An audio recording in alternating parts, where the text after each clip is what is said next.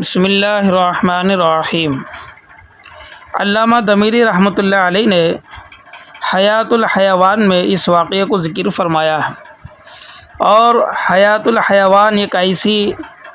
نایاب اور زبردست کتاب ہے جانوروں پر کہ ان جیسی کتاب آج تک کسی نے لکھی نہیں ہے۔ حضرت نے تمام جانور جتنے بھی ہیں، چاہے وہ زمین کے اوپر ہو، چاہے وہ زمین کے اندر رہنے والے ہو، جنگل میں ہو یا کسی جگہ ہو، کہ ہر جانور کے عادتیں، ان کی خصلتیں، ان کے کام، ان کے اقسام، ساری چیزوں کو حضرت نے اپنی کتاب میں لکھا ہے۔ یہ ایک زبردست کتاب ہے۔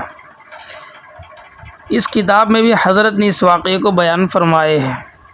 اور اسی طرح سے نزہۃ المجالس ایک کتاب ہے، اس میں بھی حضرت نے اس واقعے کو لکھا ہے۔ واقعہ یہ ہے کہ جب اللہ تعالیٰ نے حضرت آدم علیہ السلام کو جنت سے زمین پر اتار دیا، تو جنت سے جب زمین پر آ گئے تو حضرت آدم علیہ السلام اب اس وقت پوری دنیا میں زمین میں صرف اکیلے ایک ہی انسان ہے، آپ کے علاوہ پوری زمین میں کوئی دوسرا انسان نہیں ہے۔ تو حضرت آدم علیہ السلام جب زمین پر آ گئے تو آپ بے چینی، بے قراری، یہاں کی تکلیفیں، یہ ساری چیزوں کو دیکھ رہے تھے۔ چونکہ جنت کا ماحول الگ تھا، یہاں کا ماحول الگ ہے، وہاں کی نعمتیں الگ ہے، یہاں کی نعمتیں الگ ہے، وہاں راحت ہی راحت ہے اور یہاں تکلیف ہی تکلیف ہے۔ تو حضرت آدم علیہ السلام اسی حال میں اپنی زندگی گزار رہے تھے۔ تو چونکہ آپ اکیلے ہیں، آپ کے علاوہ کوئی اور انسان، آپ کا پرسان حال، آپ کا ہم جنس کوئی نہیں ہے، تو بہت ساری مخلوق آپ سے ہمدردی کے لیے آتے تھے اور آپ کو اطمینان دلاتے تھے۔ تو لکھا ہے کہ جنگل کے تمام وحشی جانور یہ بھی آپ کے پاس آتے تھے اور آپ کو سلام کرتے تھے اور آپ کی زیارت کرتے تھے۔ آپ ہر جنس کو اس کے مناسب دعا بھی دیتے تھے، یہاں تک کہ ہرنوں کی ایک جماعت آئی، ہرن، ان کی ایک جماعت آئی، آپ نے ان کو بھی دعا دی اور ان کے پیٹھ پر ہاتھ پھیرا۔ تو حضرت آدم علیہ السلام کے ان ہرنوں کے پیٹھ پر ہاتھ پھیرنے کی وجہ سے اللہ تبارک و تعالی نے ان میں مشک کو پیدا کر دیا۔ مشک ایک بہترین خوشبو ہے جو بہت زیادہ اس کی قیمت بھی ہوتی ہے۔ تو یہ مشک اللہ تبارک و تعالی نے حضرت آدم علیہ السلام کے ان ہرنوں کے پیٹھ پر ہاتھ پھیرنے کی برکت سے اللہ نے اسے پیدا کر دیا۔ اب ہرنوں کے ایک دوسرے جماعت نے ان سے اس کا سبب پوچھا کہ آپ کو یہ کیسے مل گیا، آپ کو یہ کہاں سے آیا؟ تو انہوں نے کہا کہ ہم حضرت آدم علیہ السلام کی زیارت کرنے گئے تھے، انہوں نے ہمیں دعا دی تھی اور ہماری پیٹھ پر ہاتھ پھیرا تھا، اس وجہ سے یہ بات پیدا ہو گئی ہے، یعنی یہ نعمت ہمیں ملی ہے۔ تو اس پر وہ جماعت بھی حضرت آدم علیہ السلام کے پاس آئی آپ کی زیارت کے لیے اور آپ کو سلام کرنے کے لیے۔ تو انہوں نے بھی ان کو بھی دعا دی، حضرت آدم علیہ السلام نے ان کو بھی دعا دی اور ان کے پیٹھ پر ہاتھ پھیرا، لیکن اللہ کا کرنا ایسا ہوا کہ ان کو وہ چیز نہیں ملی،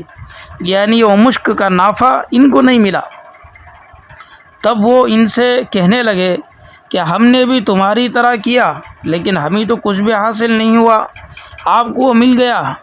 وہ چیز ملی ہے اور ہمیں کچھ بھی نہیں ملا۔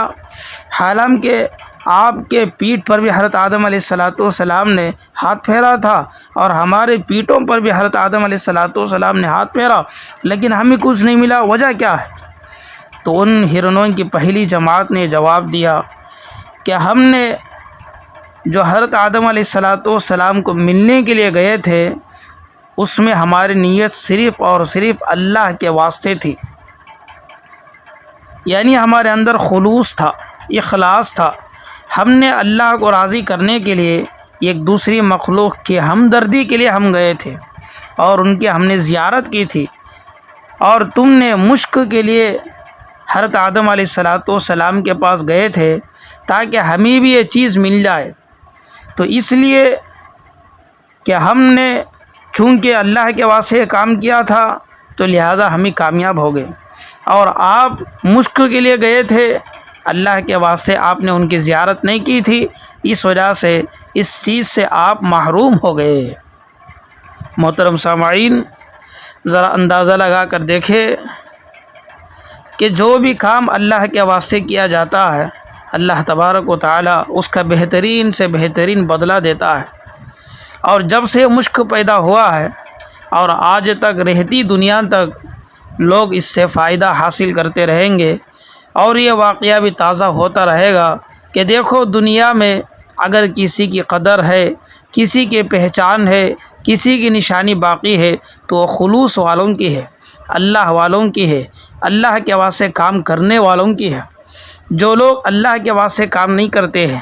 دنیا کو دکھانے کے لیے، مخلوق کو راضی کرنے کے لیے، نام و نمود کے لیے، ریاکاری کے لیے، شہرت کے لیے، عزت کے لیے کام کرتے ہیں، جب تک وہ دنیا میں رہیں گے اس وقت تک ان کا نام رہے گا اور وہ چیز رہے گی، اور جب وہ ختم ہو جائیں گے تو ان کے ساتھ ان کی بنائی ہوئی چیز اور ان کی وہ عزت اور ان کی وہ شہرت ساری کی ساری چیزیں ختم ہو جائیں گی۔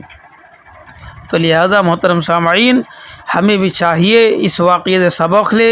کہ ہم جو بھی کام کریں، چاہے عبادت ہو، چاہے صدقہ و خیرات ہو، لوگوں کی ہمدردی ہو،